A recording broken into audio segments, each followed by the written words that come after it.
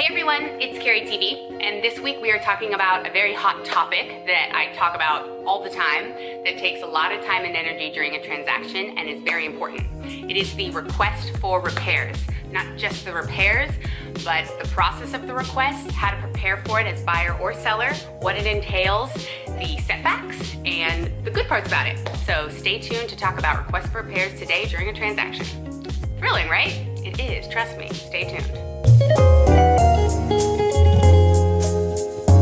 Okay, so during a transaction, there is 14B per the contract, your inspection period process, your inspection period time frame.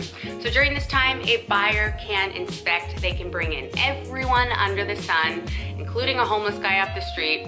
They have their time and they are allowed to have as much time per 14B as is stated to do their inspections. Now, for a seller, it can be a little annoying when they have 20 inspectors, but hey, they're buying a house and it's one of the biggest transactions of their life most often. So everyone needs to be patient during this time period. It is very difficult to get inspectors all in at the same time, but that's always the goal on both sides. So prepare yourself and be patient. Now the way it works is you have a general home inspector who comes in. So think of them like your doctor.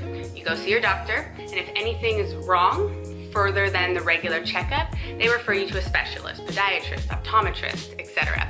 So the home inspector works in the same way. They do a general scope of everything at the property. If they think you need further evaluation of the roof, the heating and air conditioning unit, the sewer system, you then pay additional inspectors to come out and inspect the property. Now, some people go and do all the inspectors right away, which can be around $2,000 to $3,000 because they really want to make sure. I would never advise not doing this, of course, because inspections, buyer beware. You have to do all your inspections. The seller doesn't know everything that's going on with their home. Surprisingly, most of the time sellers didn't know when something comes up. There's a leak under the kitchen sink. I didn't know that. So don't be alarmed on either side if you find something or if the buyer finds something, etc. So during this time period, it's important to know the property is sold as is. It is written in the purchase agreement, the property is sold as is. Now, the seller and buyer may elect to negotiate repairs or a credit, and that is totally fine. That's all part of the 14B contingency timeframe. Now, if a buyer submits a request for repairs to a seller, this does not eliminate their right to cancel. This does not mean that they agree to anything by sending a request. This goes along with the disclosures. So the seller disclosures that are sent out by day 7 include everything and anything they know about the property. It also includes insurance, claims, past repairs, upgrades, things done without permits, environmental issues, anything and everything that they know about. Now, a lot of times buyers ask me, if I sign these, does that mean I'm giving up my contingency? No, not at all. And for a seller, just because you have those signed back by the buyer doesn't mean that they're accepting it. They're just acknowledging the information, which is very helpful. So the best way to submit a healthy request for repairs and the best way to present one to a seller is one that has quotes on it. So if there's mold that's found, you have the mold company come out and give a quote for air, or do a quote for the remediation, but also provide air samples to let you know that there is actually mold found. Or if there's some shingles missing from the roof or some patching that needs to be done, have a roofer come out and tell you exactly how that works. Sewer system, maybe the pipes are old or there's some roots, they need to come in, do a scope, let you know what needs to be done there, what needs to be replaced. So there's a lot of work that goes into these, and it can be very complicated because, hey, you get 3 different chimney people out, you get 3 different quotes for a chimney. So it's really fun. It happens on every deal almost. Every inspector says something different. So you really got to get together, whether it's yourself that's buying or with your partner, and go through them all in your real estate agent and say, what are we really looking at here? What's the worst case, the best case, and the most likely cases? I always say with everything, best, worst, most likely. So the best way to have a request for repair submitted is with all the quotes and explanation. Now, what type of things do you usually request? Great question. That was my question. Not to have the ceiling scraped or repaint job or things that are cosmetic. Generally, rule of thumb is health and safety, electrical outlets that aren't grounded, or if there's mold, or if the heating is not working, things that do present a problem. There are some things like balcony railings or steps that the code has changed so much that now they're not to code, even though they were like that for years. So those are some of the pushbacks you'd get. So it's important to know that really the seller does not have to do any repairs. They might, just to keep things moving along, help with certain things that are surprising, not known to the eye or health and safety. Some sellers have insane pride of ownership and they see that report and they fix everything on it so fast and you're like, wow, thank you so much. And then others that think my house is thebomb.com, nothing's wrong with it, go do your own repairs.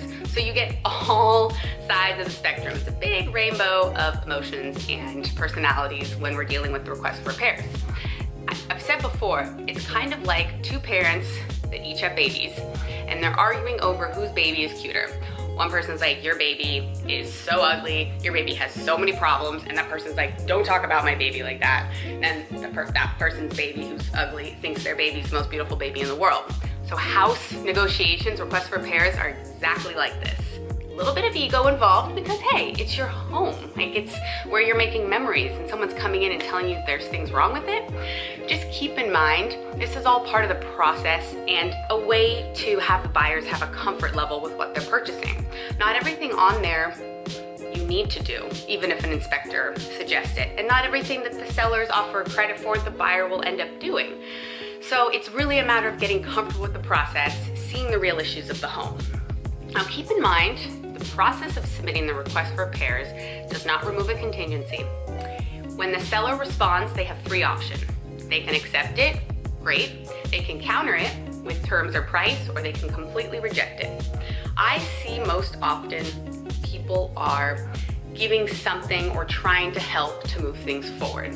It's important to keep in mind that every report that the buyer does or inspection or quote must go to the next buyer.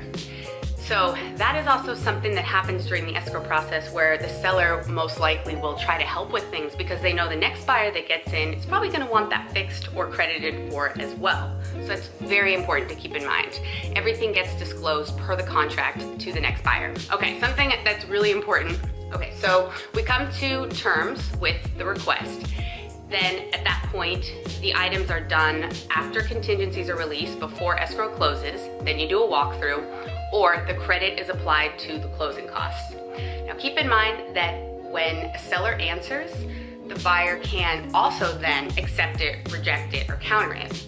But keep in mind, if the seller offers something and the buyer comes back and changes it, the seller could take away everything that they already offered. So you want to tread lightly on this and really try to be fair. I'm all about win-win scenarios where both the buyer and seller feel like they're coming out ahead. And then another super important factor with the request for repairs, when you're asking for repairs to be done, it is very challenging to have repairs done, check that contractor's work. You know, they're fixing a pool equipment, then you go back in and everyone's like, well, is it fixed? And you kind of stare at it like an idiot. Or you pay all the people to come back. Or one thing I suggest, besides asking for a credit, is choose your contractor, or say that you need to approve the contractor and get invoices and receipts. So if you're asking for items to be done, water heater to be moved, cords to be cut, sockets to be grounded, say, I would like it done by a licensed and insured contractor, and I would like to receive quotes and review their licenses, or to ask for credit. It is tough when sometimes these things get agreed to, and guess who does the work? The seller. Which in a lot of cases is fine because sellers do a lot of this stuff around their homes. Like my dad could build houses, my dad's amazing at everything in life. So just keep in mind that you want to be careful going through the process to make sure that you cross your T's and dot your I's. Now, request for repairs is the #1 reason properties usually fall out of escrow. So it's a very tricky, kind of confusing process. So I hope this video has shed a little light on how it works and how you're protected, and good luck negotiating out there. Hope that was helpful today, and we will see you guys next week.